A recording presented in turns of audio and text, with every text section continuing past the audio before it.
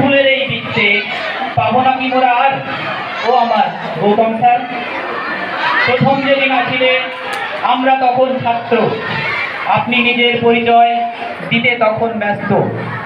সবাই ভাবে এমন সুদর্শন মাস্টার দেখিনেও আগে আর। ও আমার গৌতম স্যার, করে যে বুক দুরু দুরু যখন চেয়ারে বসে আপনি প্রশ্ন করেন শুরু। মনেতে মোর ভয় যদি প্রশ্নের উত্তর না হয়, ভালোবেসে আপনি দিতেন সব উত্তর, তাই তো সবার প্রিয় পাত্র হয়ে উঠলেন সত্তর।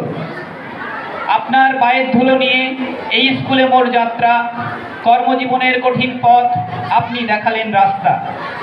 শিখলাম আমি আপনার কাছে অনেক রকম কাজ, চলার পথে ভাবনা মোর নাইকো তাই আর।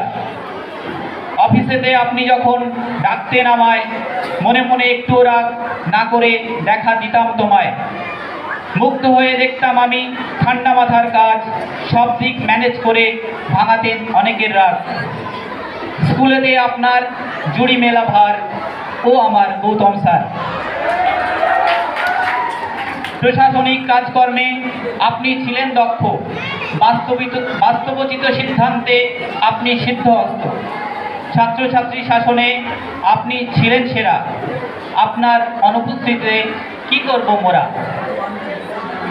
স্বার্থের এই দুনিয়াতে নিঃস্বার্থ কই, চোখের সামনে মূর্ত প্রতীক দাঁড়িয়ে আছে ওই। প্রক্সি খাতার দায়িত্বে আপনি ছিলেন তাই, সুন্দরভাবে চলছিল ক্লাস, চিন্তা মোটেই নাই।